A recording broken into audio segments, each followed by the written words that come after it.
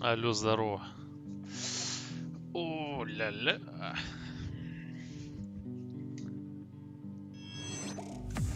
Ой-ой-ой, не понял. Пошла подписка.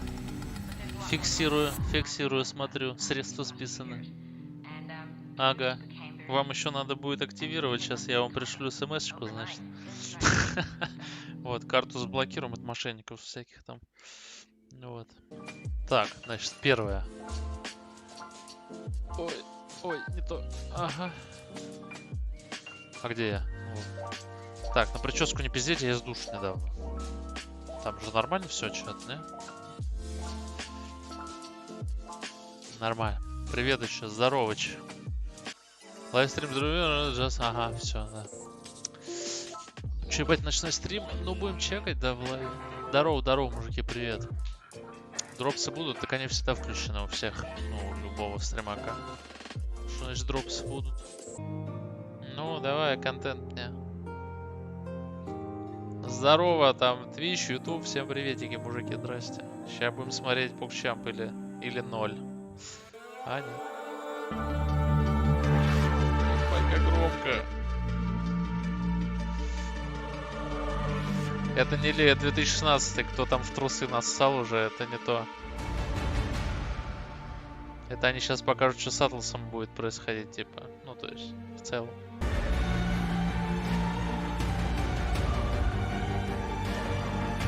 Обалдеть. MTX портала еще нужно тоже галочка.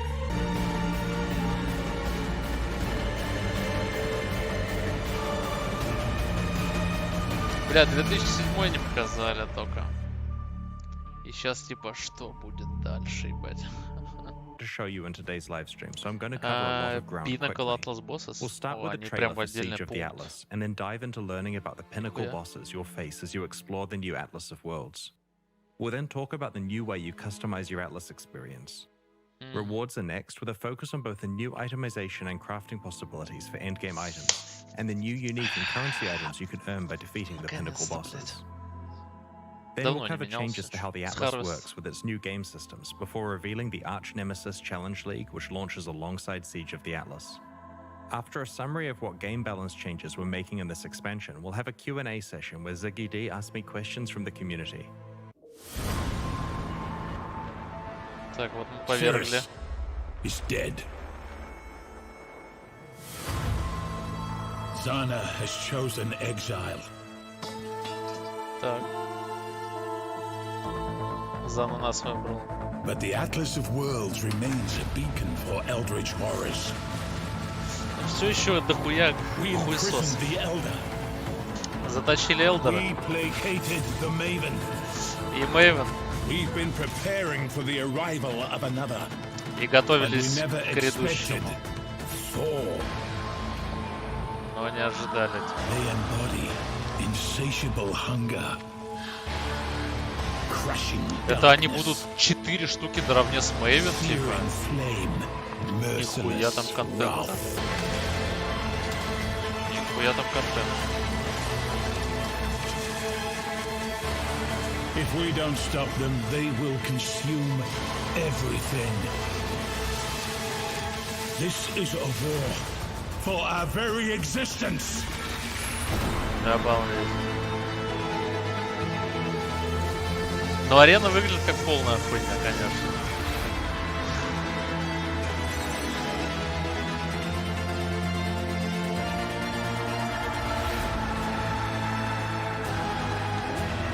Это все Атлас пассивки, если что. Обалдеть. Ну, это тоже было очевидно, уже показывали это. Что будет фулл-ветка атласовская. With Zana leaving to pursue her own agenda, Commander Kirik has taken responsibility for defending the Atlas and Rayclast against whatever Eldritch horrors might arrive. Короче, Зана ливнула, а он остался и говорит, я буду защищать. Kirik has moved several map devices to an isolated island in the Kurui archipelago and has established a militia in order to prevent another event like the Cirrus incident. In this expansion, you will join Kirik's militia and will be asked to scout the front lines of the Atlas for threats. These are similar to other pinnacle Atlas bosses of the past, such as the Elder, the Shaper, the Maven, and Cirrus. You'll hunt down these two bosses and their sub-bosses, the Black Star and the Infinite Hunger. You will be able to pursue both Eldritch Horrors at the same time, but you can choose which you are pursuing on a map-by-map basis. In mid-tier maps, you'll randomly encounter the influence of either the Searing Exarch or the Eater of Worlds. The Maven understands the threat that these Eldritch Horrors pose to her plans. She will modify your map device so that when entering maps, you can choose to add either the influence of the Maven or any Eldritch Horror you have encountered. Ну, пока непонятна механика, какая за ними задействована, но... As you run subsequent maps influenced by the Searing Exarch or the Eater of Worlds, the amount of influenced monsters in those maps increases as that Eldritch Horror gets closer to you. Eventually, you'll encounter either the Black Star or the Infinite Hunger, one of the sub-bosses. You must defeat that boss in order to continue progressing closer to the horror you are pursuing. These bosses have exclusive new unique items in their drop pools. You're likely to have encountered the influence of both horrors by this point and can choose which one you're pursuing in each map. Finally, in the highest tiers of maps, you will encounter the Searing Exarch or the Eater of Worlds themselves. If you are able to defeat these extremely difficult foes, they can drop their own exclusive new unique items and Eldritch currency items, which we'll describe later in the livestream. Once you have slain the Searing Exarch or the Eater of Worlds once, you can then farm them. In order to do so, you must complete a series of tier 14 or above maps with that Eldritch Horror's influence applied. И все? То есть, когда ты первый раз победил челов, типа сюжетки, ты потом их просто фармишь. As this key to the fight is tradable, it's not a strict requirement that you slay this first boss, but the item rewards will strongly encourage you to do so. After continuing to farm tier 14 or higher horror-influenced maps, you will receive another tradable key to fight the Searing Exarch or the Eater of Worlds, giving you another shot at their exclusive rewards. The keys to the farmable versions of these bosses can be rolled like regular maps, but with their own mod pool. This allows you to control the difficulty and rewards even further. These altars give you the choice between two options that can either modify your character, influenced monsters, or the boss of the map by increasing rewards but also increasing difficulty. You can encounter multiple altars per area, so sometimes you can drastically affect the difficulty and rewards of a map as you play through it. It's also fine to ignore it and choose not to increase the difficulty and reward of the map if you feel that it's already challenging enough. An example of a modification is altering the map boss so that all of its damage shocks, but also causing it to drop an additional Eldritch currency item as a reward. We'll explain what these new currency items do later in the livestream. In the last iteration of the Atlas, you needed to use Watchstones to both unlock new maps and raise the level of maps across your Atlas. This required grinding Conquerors and managing the optimal placement of 16 different Watchstones. In Siege of the Atlas, we've removed Watchstones and have restored the hidden maps back to the base Atlas so they don't have to be unlocked over time. We've added much of the power from craftable Watchstones to Atlas passives so that you can still access the benefits you're used to without the busy work of managing Watchstones. Despite the era of Watchstones being over, we do really like the ability to raise the tier of maps on your Atlas, so that eventually all of them are tier 16. To this end, we have introduced Voidstones. You can earn up to 4 of these, one each from the Uber Elder, the Maven, the Searing Exarch, and the Eater of Worlds.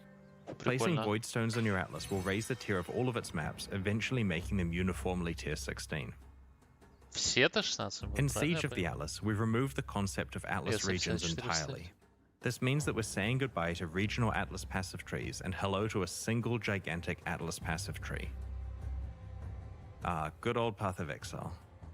This new tree has over 600 passives available to choose from, and you can earn 117 Atlas passive skill points by completing your Atlas. Each different map you complete the bonus objective of grants you 1 skill point. You can also earn some extra ones by completing the Maven's multi-boss вот это прикольно. Whenever you allocate an Atlas passive skill, То есть it босса apply просто to every одна map you пассивка run на это anywhere on the Atlas. Also, because it's much faster to complete Ну, с earlier maps on the Atlas, мапы, your типа. Atlas То есть point комплит мапы acquisition is actually pretty нормально дает front-loaded, что-то. letting you quickly establish an Atlas layout that helps you find and profit from your favorite content. We've integrated some skills from past regional Atlas trees and have created several new ones, like Secret Operations, which turns some of the strongboxes you encounter into a new type of strongbox that drops scarabs. Оперативники, Corrupted Gaze causes Abyssal Jewels to sometimes drop Corrupted with 5 or 6 modifiers, rather than typical 4. What the fuck? Ghastly Devotion guarantees that areas that contain ritual altars will always contain 4 altars. Вот это пиздец жестко. Having one massive atlas string means that you can deeply specialize in certain types of content without being limited to what was available in a specific region. You can increase how often you encounter your favorite content and can adjust how challenging and rewarding that content is. Пассивка там в 1% The рола removal of atlas входила regions такая. means that you have А more сейчас её freedom можно to взять run the просто. maps you like without being forced launches. То есть они, я так понимаю, из этих слов Every они large уменьшили part of мапы, Exile expansion но needs a new way можно to их create the most прокачать, powerful items в in the плане game. процента. Siege of the Atlas introduces a new Это хуйня, endgame кстати, item mechanic called Eldritch implicit modifiers. A problem we had with the old Shaper, Elder, and Conqueror influence system was that while the items were extremely powerful, they had to be crafted using highly specialized and complicated methods. A regular influenced item you found on the ground usually wasn't of much value unless it was a certain base type at a specific item level. Influenced items were generally not that useful in early, mid, or even most high-end maps, as they were basically a post-endgame feature. Our new system of Eldritch implicits allows you to apply Eldritch mods to already good items that you have, so that you have a lot more freedom to choose how you create your best items. You can also start interacting with Eldritch implicits much earlier in your mapping experience. As you know, Path of Exile items can have an implicit mod that either comes built into the item based on what type it is, or can be modified with systems such as Val Corruption. Eldritch implicits replace existing implicit mods, but with a twist. An item is allowed to have one Eldritch implicit from the Searing Exarch and one from the Eater of Worlds at the same time. These implicits have many different tiers and several ways to interact with them. While playing maps in Siege of the Atlas, you may find some new currency items. Eldritch Ember and Eldritch Echo, corresponding to the Searing Exarch and the Eater of Worlds respectively. These currency items can be applied to gloves, helmets, body armors, or boots, and overwrite the item's regular implicit mods with nuance from two special pools of powerful modifiers. As I mentioned before, an item can have both a Searing Exarch implicit and an Eater of Worlds implicit at the same time. Applying the same type of orb multiple times will overwrite the appropriate mod with a new random one. These gloves have a single Eldritch implicit mod which grants you the ability to gain rage on hit, rate limited by a cooldown. There are two Eldritch implicit mods on this helmet. The first one simply grants some added fire damage with spells. The second implicit causes enemies within a radius near you to be unable to regenerate life. Each mod has 6 tiers of power. The first 4 tiers come from the 4 versions of the Eldritch Ember and Echo currency items, while the highest 2 tiers can only be upgraded to with a special item we'll explain soon. Domination matters for 3 new currency items we're introducing. The Eldritch Chaos Orb will reroll the prefixes of an item if it is dominated by the Searing Exarch, or the suffixes if the item is dominated by the Eater of Worlds. The same is true for the Eldritch Exalted Orb and the Eldritch Orb of Annulment, which add or remove a prefix or suffix depending on which horror dominates the item. These very rare currency items give you a large degree of control over your endgame rare item crafting if you're able to manipulate the Eldritch implicits correctly. It's important to note that you can't apply Eldritch implicit mods to influenced items. By that, I mean items that have the old type of Shaper, Elder, or Conqueror influence. The Siege of the Atlas expansion contains a whole roster of new unique items, which drop from the 4 new Atlas bosses we have introduced. All of these are powerful uniques, and we'll show you 6 of them today. The Ashes of the Stars Onyx Amulet increases the level of all of your skill gems and grants them an additional 20% quality. It also improves the reservation efficiency of your skills, and lets you level all of your gems faster, which is really useful for gems such as Empower and Enlighten. The big boost to quality is very valuable with some alternate quality gems, as well as certain skills like curses. The Dissolution of the Flesh Prismatic Jewel. We are also introducing a pair of very rare aspirational unique jewels, Forbidden Flame and Forbidden Flesh. Each of these jewels drops from one of the 2 new Pinnacle Atlas bosses, and they are certainly unique in that they must work together to unlock their potential. They require the user of the jewel to be a specific class, and they roll with a modifier that specifies a random ascendancy skill from one of the ascendancies of that class. If you are able to equip both a Forbidden Flame and a Forbidden Flesh jewel that specify the same skill, and if you meet the class requirement, then you will be granted that ascendancy skill. For example, if you're a Deadeye and find a Forbidden Flame jewel that specifies the Master Surgeon skill from the Pathfinder class, then upon finding and equipping a matching Forbidden Flesh jewel, you will gain the Master Surgeon skill. These jewels open up many new build possibilities for very late endgame characters. The Favored Map system allows you to find more of the maps that you want to play. In the old Atlas, Они there were скилл 3 favored map рейнджера slots просто available дадут. to unlock in each region. Now that regions have been removed, favored map slots can be unlocked by meeting various objectives like completing a tier 16 map or defeating an Elder Guardian. Не то прослушал. There are 12 favored map Это, видимо, slots that просто can be название unlocked. такое. These now apply to all map drops on the Atlas, rather than affecting map drops in just one region.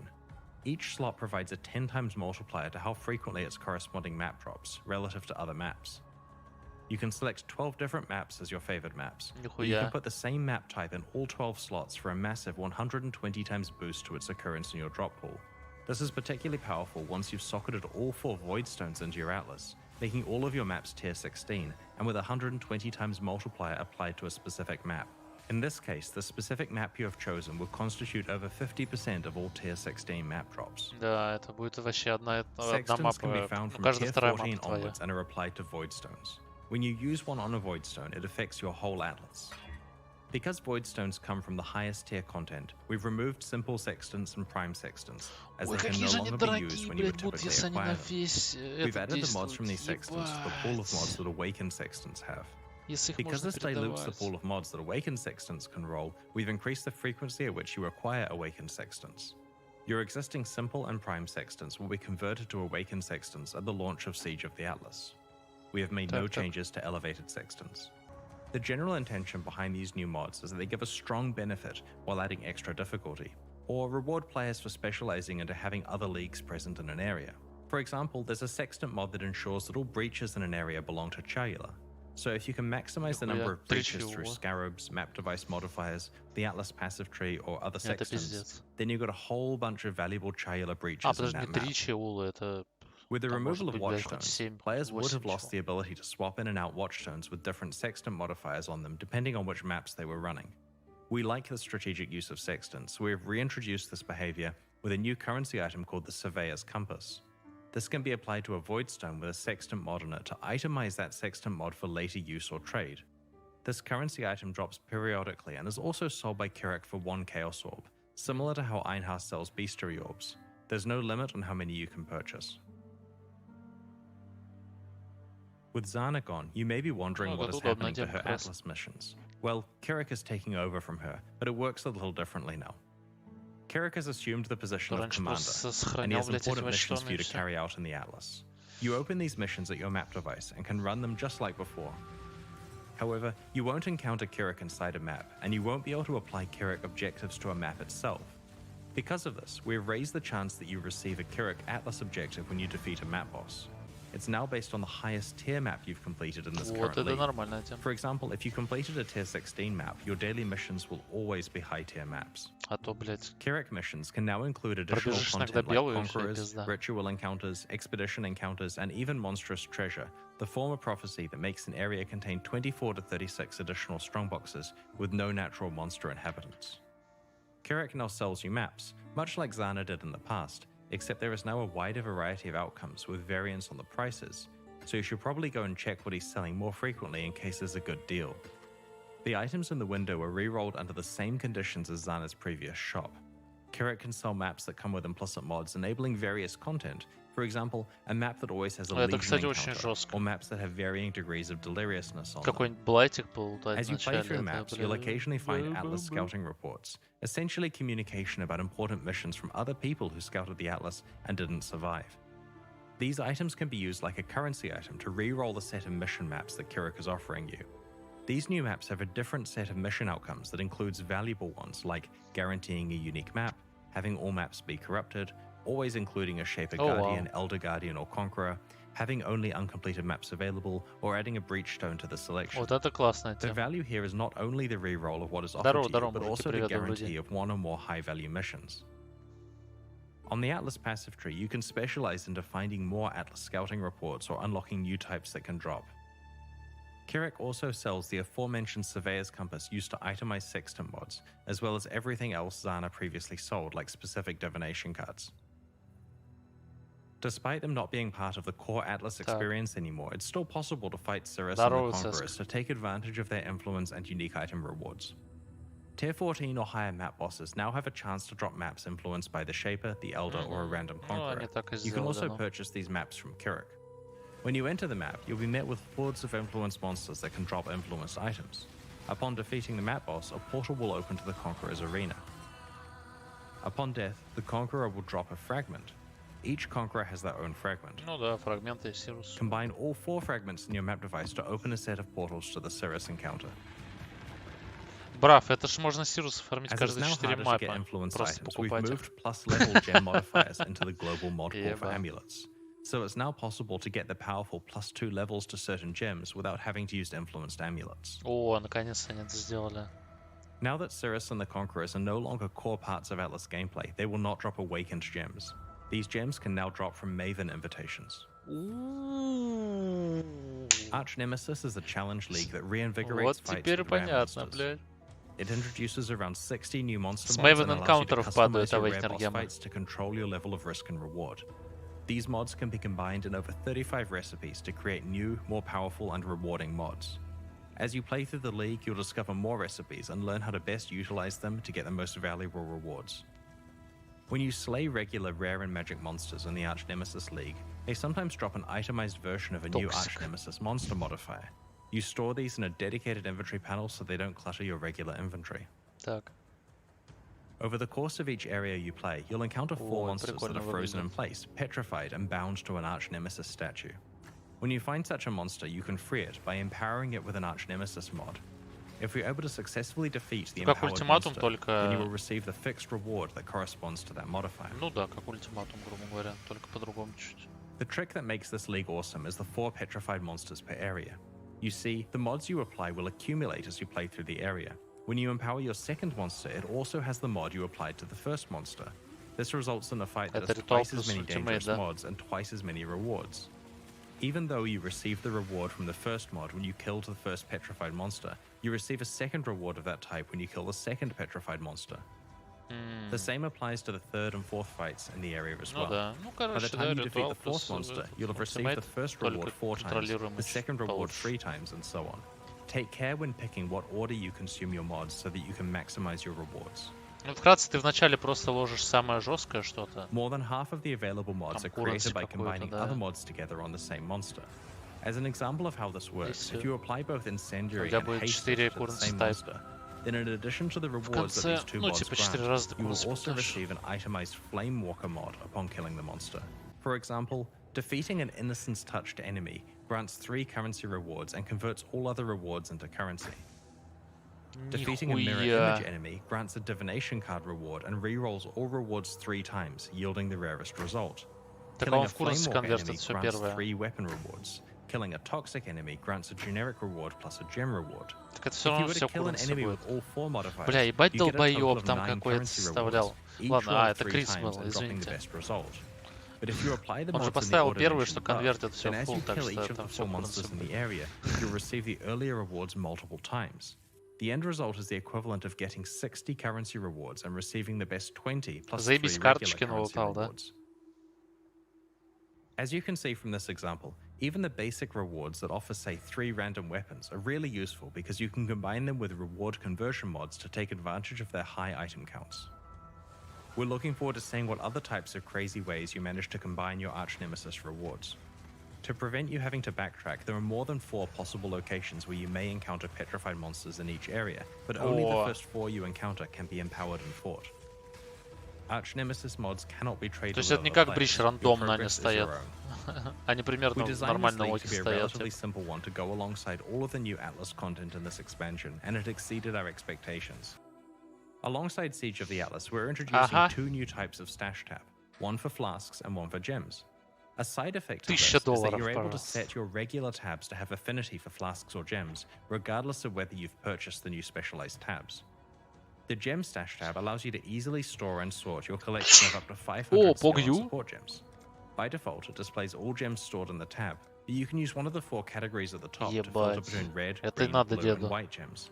There's a drop-down that allows you to pick your preferred sorting method, such as current gem level, required level, or quality, to easily find whatever gem you're looking for. The flask stash tab allows you to store 500 flasks, and can be filtered to show life, mana, hybrid, utility, and unique flasks. You can also use the drop-down to change the sort order between item level, base type, and quality. This allows you to quickly find flasks of a certain type, potential flasks to vendor for glassblowers baubles, or high item level flasks for crafting. Remember that regardless of whether you've purchased these new tabs, you'll still be able to set up affinities for gems or flasks on your existing stash tabs. Alongside the launch of Siege of the Atlas, we are hosting a competitive event where players will race to be the first to kill a trio of bosses. Так, ну The это Maven, рейсерам the здорово. Searing Exarch, and the Eater of Worlds. The event will take place in the hardcore solo self-found Arch Nemesis League. We have some interesting prizes in store for the winners. Keep an eye on the news next week for more details about how this event will work and what its prizes are. ХЦСС есть тут? We're almost at the Q&A, but first I'd like to show you the new supporter packs we're releasing today to help fund development of future Path of Exile expansions. Our new packs are called the Worm and Emberkeep supporter packs. Подожди, это все? Like our recent League packs, there are 3 tiers available, each of which include points equivalent to the cost of the pack, plus many exclusive Вы cosmetic понимаете, что вообще, в microtransactions like принципе, apparition нихуя не effects, добавили, armor ну, sets, weapon плюс-минус. skins, forum badges, titles, and social Не понял. frames. The Worm series comes with an exclusive pet, and the Emberkeep series comes with an exclusive weapon понял. effect.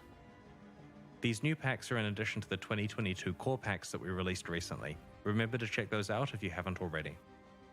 Показали только Expansion League, бля, где так и That Лигу concludes the показали. в reveal смысле? portion of this live stream. Keep an eye on our news next week as we unveil more details about the Siege of the Atlas expansion and the Arch Nemesis League.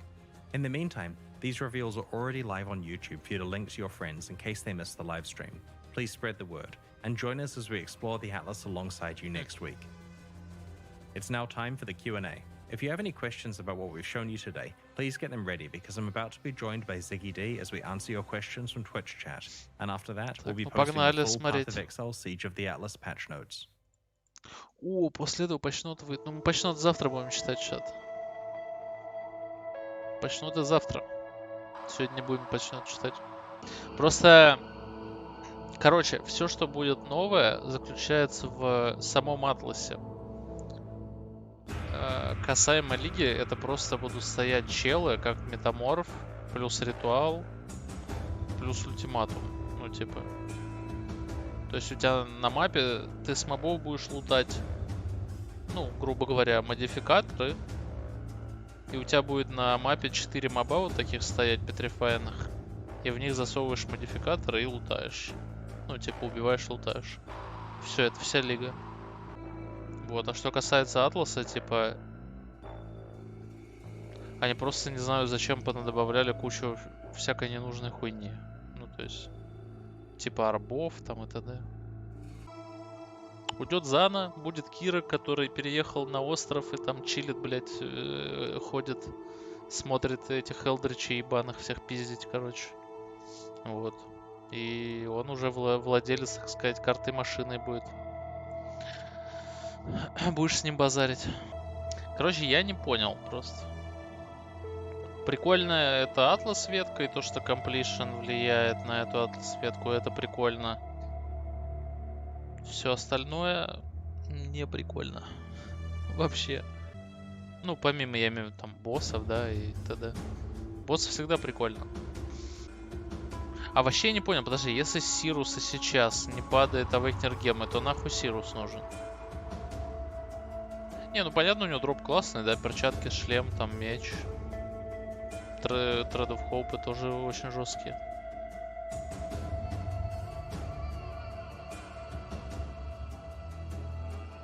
Арба, наверное. Ну, кстати, да, ладно, арба. Я что-то забыл про арбу.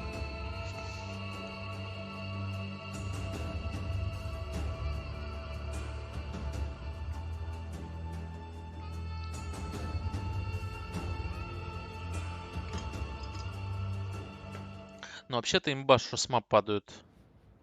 Очень много шмоток. Good morning from New Zealand and Сконкеров. Australia, Exiles. I'm Ziggy D here, joined Можно просто by скачать Chris Wilson шмотки. once again. Я вырубаю их. Они, блин, какую-то хрень просто там сидят, несут. Неинтересно. Неинтересно от слова никогда. Так. Чё, все, мы офаем просто, наверное, правильно? Завтра мы все почекаем, посидим, посмотрим. Я думаю, с утречка чуть-чуть пораньше. Завтра я к стоматологу пойду. На вторую коронку, парня, побью. Во сколько?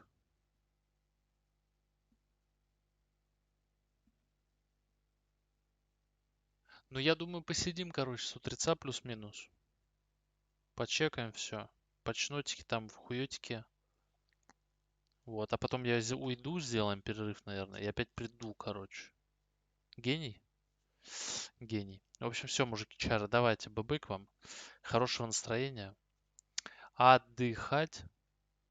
Вот, все, всем покедова. Пока, мужики, пока-пока-пока.